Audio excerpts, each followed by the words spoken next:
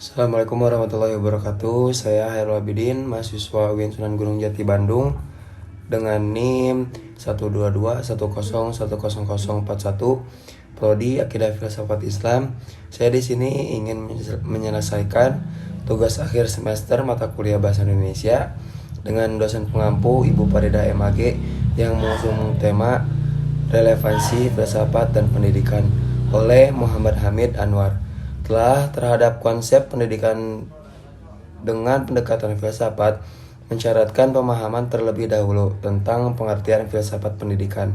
Sebagai sebuah cabang filsafat, ia memiliki masalah yang khas yang tak bisa dihindari dalam usaha untuk memperoleh pemahaman yang mendalam dan mengakar terhadapnya. Secara etimologis, filsafat pendidikan berasal dari dua kata, filsafat dan pendidikan. Kata filsafat merupakan kata turunan dari bahasa Yunani, yakni filosofia yang berarti cinta kebijaksanaan. Diambil dari kata philos, cinta, atau philia, persahabatan, dan sophos, kebijaksanaan.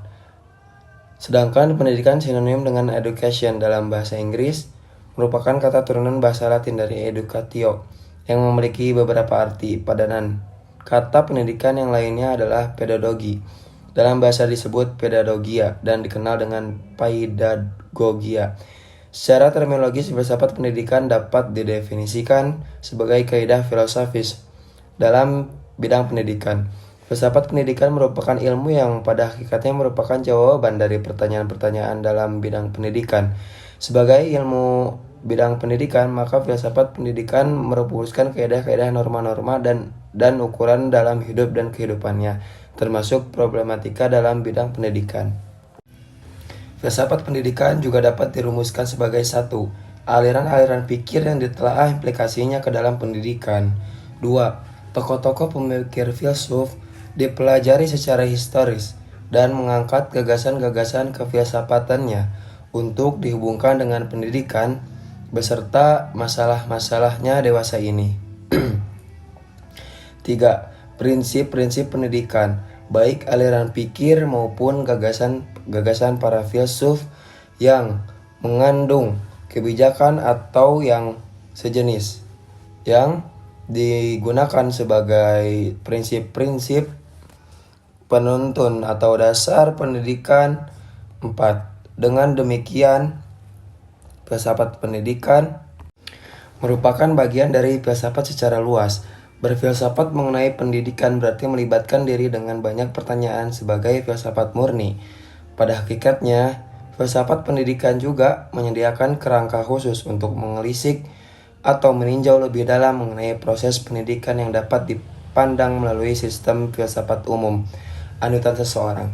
Akan tetapi, jika seseorang secara khusus terlibat dalam pendidikan, maka pertanyaan-pertanyaan dan aspek tertentu dalam filsafat yang lebih luas tersebut perlu dikhususkan ke dalam pemikiran pendidikan.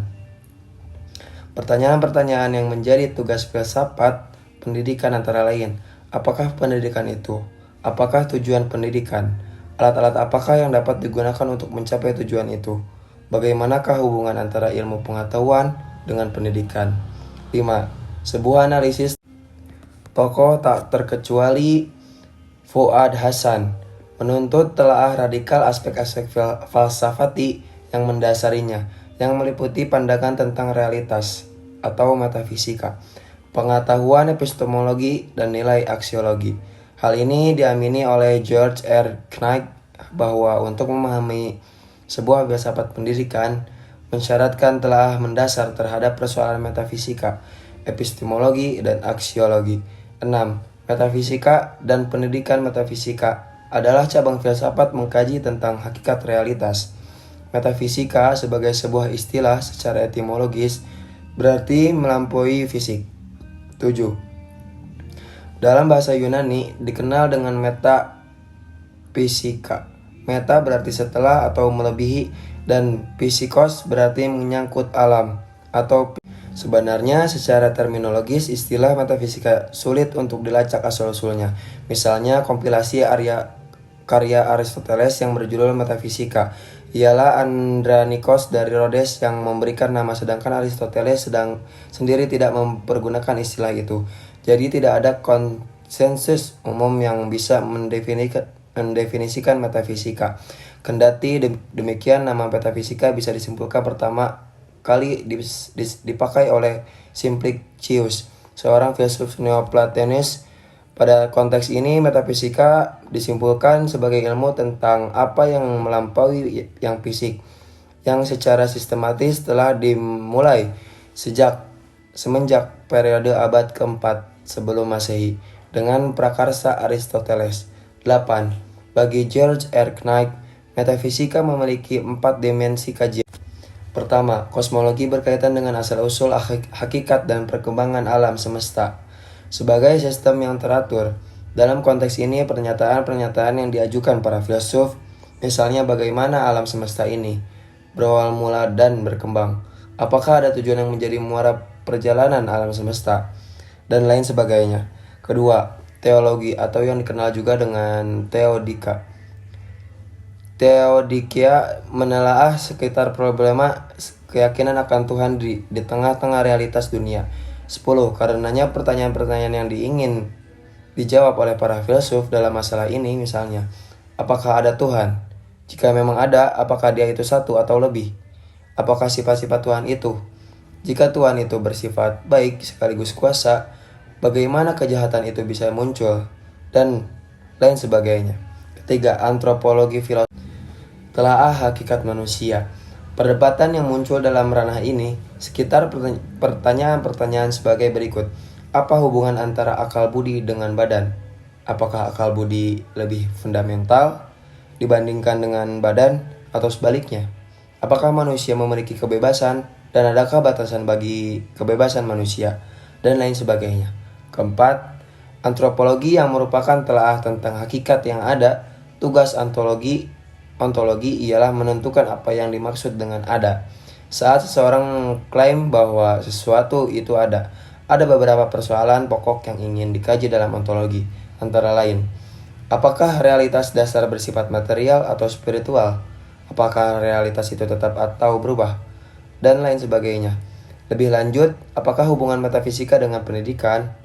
Menjawab persoalan ini, George R. Knight, jika ditelaah secara seksama, praktik sosial, ekonomi, dan keilmuan mereka dipengaruhi oleh perspektif kosmologis, teologis, antropologis, dan ontologis yang mereka anut. Sebab itu, paham dan praktik pendidikan seseorang tidak bisa dilepaskan dari dimensi metafisis yang diyakininya. Dengan kata lain, metafisika yang merupakan kajian tentang realitas ultim, di mana konsep apapun yang dipraktikkan manusia harus disandarkan pada fakta yang realitas, agar terlepas dari beragam ilusi dan angan-angan kosong. Sebuah keyakinan metafisis yang berada membawa pada pendekatan dan sistem yang berbeda terkait dengan pendidikan.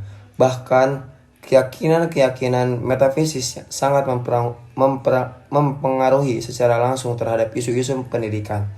Misalnya, isu terpenting dari kurikulum, sistem pendidikan apa yang harus diupayakan bagi individu dan masyarakat, dan lain sebagainya.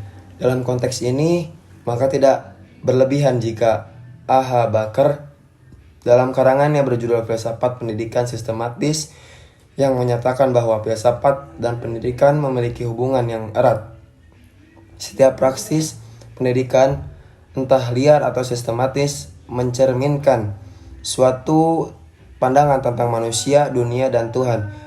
Meskipun kerap pandangan mengenai pendidikan itu tidak bersifat refleks atau tidak dirumuskan, hanya bersifat konkret dan dihayati secara praktis. Epistemologi dan pendidikan.